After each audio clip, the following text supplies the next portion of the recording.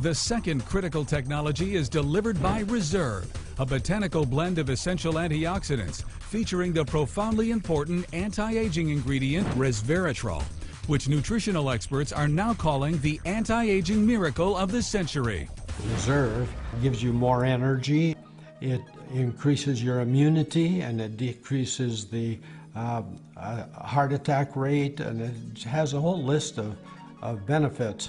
Reserve promotes a healthy immune system, increases your metabolism, and also assists in digestion, cardiovascular function, and helps to maintain healthy cholesterol levels. I am one of those aging baby boomers, and I want to stay young.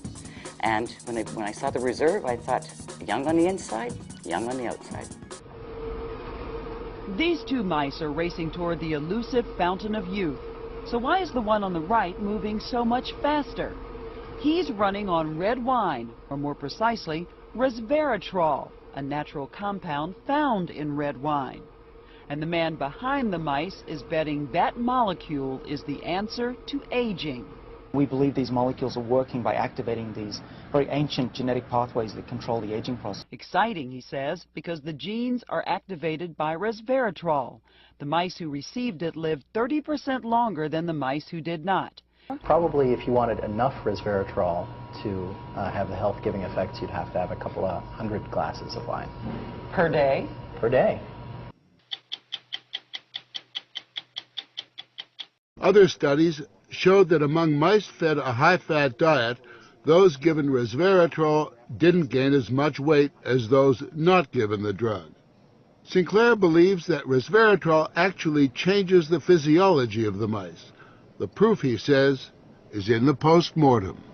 Their organs looked pristine, youthful, fat-free, and their physiology was just like they were dieting, but they were fat. Convinced they were on the right path, they fast-tracked the drug into human trials on people with untreated diabetes, and the results were impressive. It significantly lowered glucose and insulin levels without the patients changing their diet or taking any other drugs. Originally, our hope was that you'd be able to prevent diseases of aging. What we ended up seeing is actually you could therapeutically intervene in patients who have diseases of aging, and that was unexpected. Yeah, the diabetic patients have high blood sugar, and the molecules bring it down. That's treatment, that's not prevention. Citrus is now developing what they say is a much more potent synthetic version of resveratrol that will also soon go into human trials, this time on cancer patients. I keep on thinking, you know, what used to seem like it was science fiction, I actually believe the biology is right, and if we're right, this may be the most important thing that we're going to do in our lives.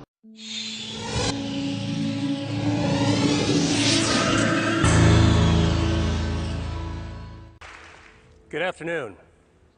There's a medical revolution happening all around us, and it's one that's going to help us conquer some of society's most dreaded conditions, including cancer. And the revolution is called angiogenesis. Now, one major part of the angiogenesis revolution is a new approach to treating cancer by cutting off the blood supply. We call this anti-angiogenic therapy, and it's completely different from chemotherapy because it selectively aims at the blood vessels that are feeding the cancers.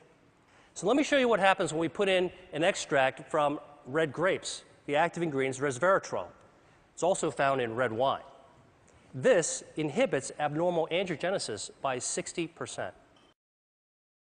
So there's just one more disease that I have to tell you about, and that's obesity. Because it turns out that adipose tissue, fat, is highly angiogenesis dependent. And like a tumor, fat grows when blood vessels grow. So the question is, can we shrink fat by cutting off its blood supply? So the top curve shows the body weight of a genetically obese mouse that eats nonstop until it turns fat like this furry tennis ball. And the bottom curve is the weight of a normal mouse. If you take the obese mouse and give it an angiogenesis inhibitor, it loses weight. Stop the treatment, gains the weight back. Restart the treatment, loses the weight again. Stop the treatment, gains the weight back. And in fact, you can cycle the weight up and down simply by inhibiting angiogenesis.